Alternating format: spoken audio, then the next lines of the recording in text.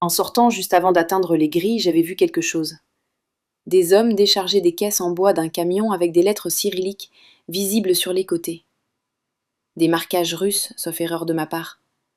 Import-export, avait dit Julien. Mais quel genre d'importation exigeait un tel niveau de sécurité, ce genre de secret? Je n'ai pas posé la question.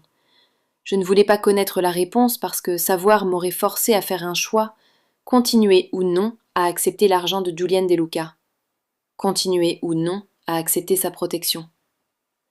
Riley était en sécurité, bien nourrie, heureuse. J'avais du travail, un revenu de quoi respirer pour la première fois depuis des mois. Parfois l'ignorance était la meilleure option. Anthony nous a déposés chez nous 20 minutes plus tard. Alors que je portais Riley à l'étage pour sa sieste, mon téléphone a vibré. Un message de Julien. Ma mère veut savoir si Riley aimerait revenir dîner cette semaine.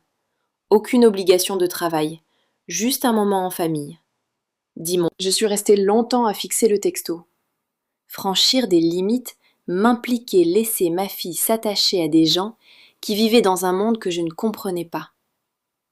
Toutes les raisons logiques de refuser se sont alignées dans ma tête. Mais j'ai pensé au sourire de Valentina, sincère et chaleureux. À la protection silencieuse de Julien. À Riley qui avait ri pour la première fois depuis des semaines. Jeudi ça marche, ai-je répondu. Sa réponse est arrivée aussitôt. Alors jeudi. Je m'inquiéterai des conséquences plus tard. Pour l'instant, je prendrai la lumière là où je pouvais la trouver, même si elle venait d'une source en laquelle je ne pouvais pas totalement avoir confiance. La semaine entre ce déjeuner et l'anniversaire de Valentina est passée dans un flou de travail et d'angoisse. Riley me demandait tous les jours quand nous reverrions Valentina, et je n'arrivais pas vraiment à expliquer ce nœud dans mon ventre chaque fois que le nom de Julien apparaissait dans la conversation. Jeudi est arrivé sous un ciel dégagé, et mon matériel photo était organisé au millimètre près. Anthony est venu nous chercher à 18h. Riley portait encore sa robe à papillons et bavardait sans arrêt pour savoir s'il y aurait du gâteau. Il y aura forcément du gâteau, mademoiselle Riley, a dit Anthony. C'était la première fois que je l'entendais donner une information de lui-même. Le préféré de madame De Luca. Chocolat avec une garniture à la framboise. Le manoir avait une allure différente la nuit. Les lumières illuminaient la façade, la faisant briller contre le ciel qui s'assombrissait. Des voitures bordaient l'allée circulaire des modèles hors de prix, dont je ne connaissais pas les noms, mais que je reconnaissais comme le genre de véhicule qui demandait des investissements à 6 chiffres. Julien nous attendait à l'entrée vêtu d'un costume anthracite qui lui allait comme s'il avait été construit autour de son corps. Ce qui était probablement le cas. Ses yeux sombres nous ont parcourus, s'attardant un instant sur Riley avant de se poser sur moi. « Vous êtes venu ?» a-t-il dit comme s'il avait douté. « Vous me payez pour ça ?» ai-je répondu en restant professionnel. « Par où voulez-vous que je commence ?»« Ma mère veut d'abord voir Riley. Ensuite, vous pourrez commencer à photographier. » Il a fait un geste vers l'intérieur où des voix et de la musique nous parvenaient depuis le fond de la maison. « Les invités arrivent. » Valentina est apparue presque aussitôt, resplendissante dans une robe bleu nuit qui coûtait probablement plus cher que ma voiture autrefois. Son visage s'est illuminé en voyant Riley, et ma fille a couru vers elle sans la moindre hésitation. « Cara mia » a dit Valentina en serrant Riley contre elle. « Viens, je veux te présenter à quelques personnes. Ta maman va travailler, mais toi tu restes avec moi, oui ?» Riley a hoché la tête avec enthousiasme, et elles ont disparu dans la foule avant que je puisse protester. Julien a dû voir l'inquiétude sur mon visage. Elle est plus en sécurité avec ma mère que n'importe où ailleurs dans cette maison. Valentina la protégera comme un trésor. Il y avait quelque chose dans son ton, un poids dans ses mots qui laissait entendre qu'il le pensait littéralement. J'ai sorti mon appareil photo, réglé les paramètres pour l'éclairage intérieur, puis je me suis mise au travail. La véranda avait été transformée en une élégante salle à manger.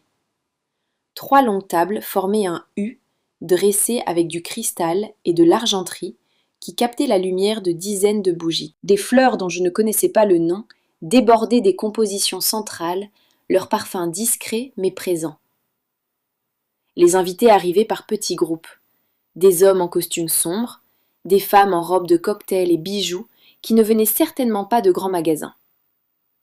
Ils se déplaçaient avec l'assurance tranquille de gens qui n'avaient jamais eu à se soucier d'argent, jamais compté les centimes pour pouvoir acheter de quoi manger. Mais sous l'élégance, j'ai commencé à remarquer certaines choses. La façon dont certains hommes se positionnaient près des sorties, les bosses sous les vestes qui ne venaient pas de portefeuille, la manière dont les conversations s'interrompaient lorsque je m'approchais avec mon appareil pour ne reprendre qu'une fois que j'étais passé. Ce n'étaient pas des dirigeants d'entreprise ou de riches mondains, ou plutôt ils étaient bien tout cela, mais ils étaient aussi autre chose. J'ai pris des photos spontanées des invités qui se mêlaient les uns aux autres, de Valentina, riant avec une femme plus âgée, des tables qui se remplissaient de plats qui me mettaient l'eau à la bouche. À travers mon objectif, j'ai observé la manière dont les gens s'inclinaient devant Juliane. Pas de façon évidente, pas servilement, mais avec un respect qui frôlait la prudence. Il n'était pas seulement l'hôte, c'était quelqu'un qui n'osait pas contrarier. Le dîner en lui-même était somptueux. Plat après plat, le vin coulait librement, les toasts s'enchaînaient en italien et en anglais. Je circulais autour de la pièce, essayant de rester invisible tout en documentant chaque instant. Riley était assise à côté de Valentina, à la table d'honneur, mangeant avec soin et visiblement décidée à se tenir parfaitement bien. Pendant le plat principal, j'ai aperçu un mouvement à travers une porte. Christopher se tenait dans une pièce adjacente avec deux hommes que je ne reconnaissais pas. Leur langage corporel était mauvais tendu et conflictuel. J'ai changé de position, essayant de donner l'impression que je cherchais simplement un meilleur angle, tout en les gardant dans mon champ de vision périphérique. La voix de Christopher portait malgré ses efforts évidents pour parler bas. La livraison des Russes est en retard. 3 jours maintenant. Kozlov commence à perdre patience. Les Russes, Kozlov, livraison. Les pièces du puzzle se sont assemblées avec une clarté écœurante. La sécurité, la déférence, le flou soigneusement entretenu autour des affaires de Juliane. Import-export, avait-il dit, mais pas le genre légal. L'un des hommes avec Christopher m'a remarqué. Son expression s'est durcie et il a lancé quelque chose de sec en italien. Christopher a brusquement tourné la tête vers moi et pendant un instant nos regards se sont croisés. Je me suis détournée aussitôt, le cœur battant à tout rompre, et j'ai braqué mon appareil sur le dessert conservé. Agis naturellement. Fais comme si tu n'avais rien entendu, rien vu. Le reste du dîner s'est déroulé dans un brouillard. J'ai enchaîné les gestes mécaniquement, photographiant le gâteau qu'on apportait, avec ses bougies l'expression ravie de Valentina, le groupe qui chantait en italien. Mais mes mains tremblaient légèrement, l'adrénaline accélérant mon pouls. Julian De Luca n'était pas seulement riche, il était exactement ce contre quoi tous mes instincts me mettaient en garde depuis cette première nuit au café. Il était de la mafia. Et j'avais fait entrer ma fille tout droit dans son monde.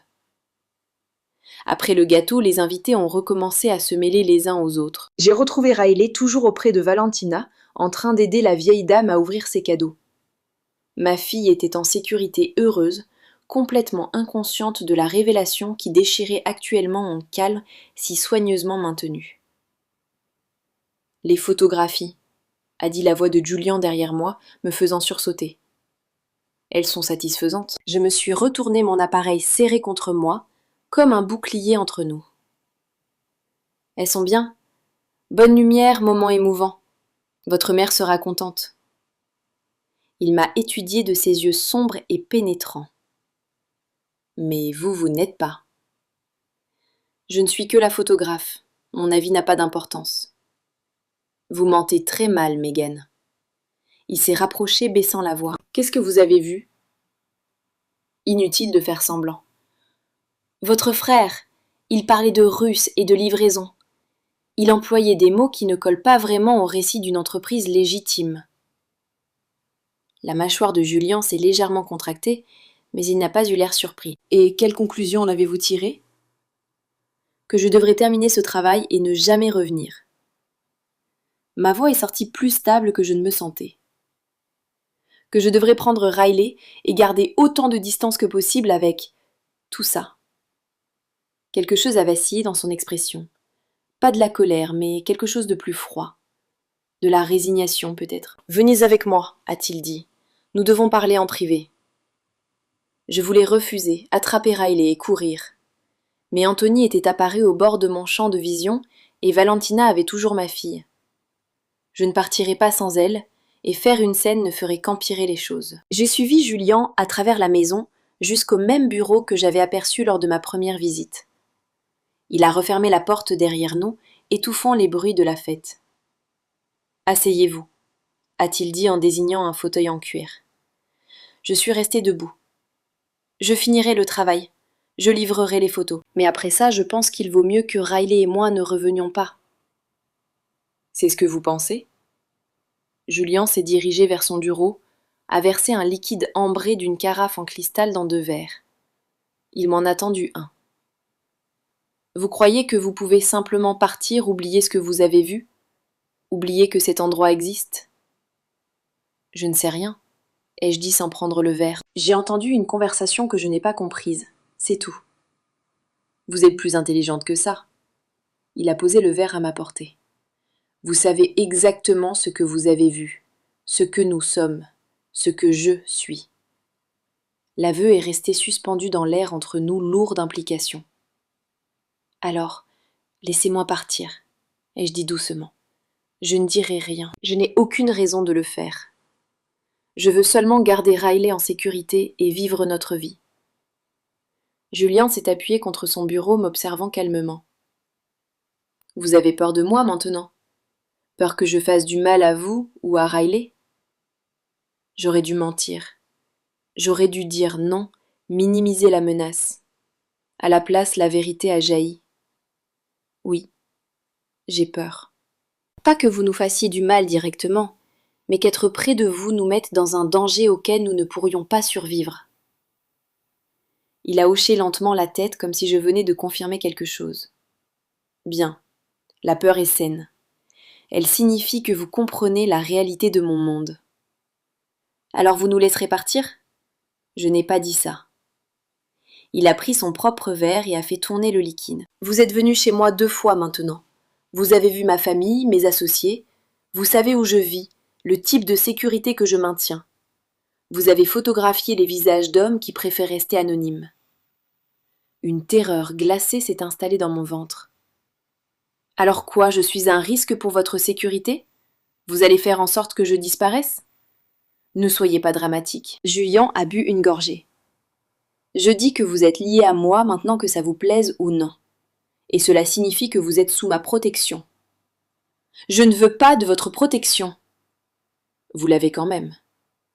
Son ton ne laissait aucune place à la discussion. Dans le monde où j'évolue, le savoir est un levier.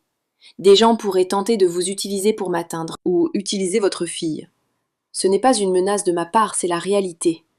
Alors vous acceptez ma protection, ou vous vous mettez en danger en essayant de la refuser.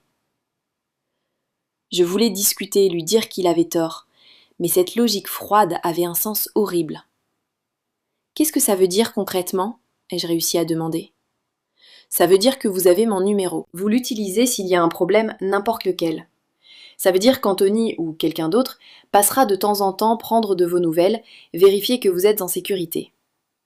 Ça veut dire que si quelqu'un vous menace, vous ou Riley, vous m'appelez immédiatement. Et en échange, vous vivez votre vie. Vous travaillez, vous élevez votre fille, vous faites ce qui vous rend heureuse. Il a reposé son verre.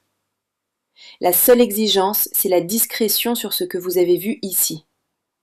Mais je ne pense pas que ce sera un problème. C'était une cage, mais une cage dorée. Une protection qui faisait aussi office de surveillance. Une gentillesse qui portait en elle une obligation. Je dois aller chercher Riley, ai-je dit sans accepter, mais sans refuser non plus. Il est tard. Julian s'est dirigé vers la porte et l'a ouverte. Je vais demander à Anthony d'amener la voiture.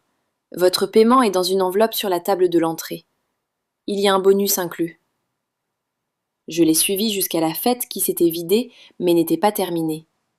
Valentina était toujours avec Riley, lui montrant maintenant un album photo. Lorsqu'elle nous a vus approcher, l'expression de la vieille dame est devenue entendue. « Il est temps pour nous de partir », ai-je dit en gardant une voix douce. « Dis bonne nuit à Valentina. Riley a serré Valentina dans ses bras, avec l'affection facile d'une enfant qui ne comprenait pas les complications. « Merci pour mon gâteau. »« Reviens vite, Piccola !» a dit Valentina en embrassant Riley sur le front. Puis elle m'a regardée, et quelque chose dans ses yeux suggérait qu'elle savait exactement quelle conversation Julien et moi venions d'avoir. Toutes les deux, dehors, la nuit était devenue froide. Riley est montée à l'arrière de la voiture qui nous attendait et s'est aussitôt recroquevillée. Elle s'endormirait avant même que nous ayons quitté l'allée. Julien tenait ma portière ouverte, immobile. Avant que je monte, il a parlé doucement. « Vous m'avez demandé de vous parler de Sophia. » Je me suis arrêtée à moitié dans la voiture. C'était la fille de Christopher, 4 ans, des boucles blondes comme Riley. Sa voix était soigneusement maîtrisée, l'émotion enfermée à double tour. Il y a 10 ans, j'ai eu un conflit de territoire avec une organisation russe, The Kozlov Family. Ils voulaient nos opérations portuaires. J'ai refusé de négocier. Il a regardé au-delà de moi vers le vide. Ils ont riposté, en ciblant un restaurant qui nous appartenait. Sophia y déjeunait avec sa mère. Les attaquants se fichaient des dommages collatéraux. Sophia a perdu la vie sur le coup. Sa mère a survécu, mais ne s'en est jamais remise. 2 ans plus tard, elle a fait un choix tragique. J'ai eu froid malgré ma veste. Juliane. J'avais 24 ans. Je venais de prendre la suite de mon père 6 mois plus tôt. Je pensais être invincible, que mon nom suffirait à protéger ma famille. Ses yeux ont rencontré les miens, et la douleur que j'y ai vue était brute, réelle. J'ai appris que non, et j'ai juré de ne plus jamais, jamais laisser quelqu'un sous ma responsabilité être vulnérable. Le sous-entendu était clair. Riley leur rappelait Sophia. Valentina avait perdu sa petite fille. Julien avait perdu sa nièce et sa belle-sœur. Et maintenant nous étions là, insérés dans cette blessure.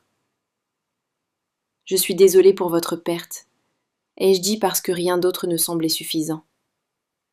Ne soyez pas désolée, soyez prudente, soyez intelligente, et appelez-moi si vous avez un jour besoin d'aide. Il a reculé, me permettant de refermer la portière. À travers la vitre, je les regardais rester là tandis qu'Anthony démarrait. Toujours à regarder, toujours à protéger, même alors que nous partions. Riley a dormi pendant tout le trajet du retour. Je l'ai porté à l'étage, couché dans son lit, puis je me suis assise dans mon salon en fixant l'enveloppe que Julienne m'avait donnée. À l'intérieur se trouvait le paiement convenu, plus un bonus conséquent. Il y avait aussi une carte de visite, avec seulement son numéro personnel, sans nom. J'aurais dû être soulagée. J'aurais dû avoir l'impression d'avoir échappé à quelque chose de dangereux. Au lieu de ça, je me sentais marquée, revendiquée, protégée que je le veuille ou non. Mon téléphone a vibré. Un message de Julienne. « Merci pour ce soir. Ma mère est heureuse. Ça compte pour moi. » Je suis restée longtemps à regarder le message avant de répondre. Avec plaisir, rien d'autre ne semblait prudent à dire.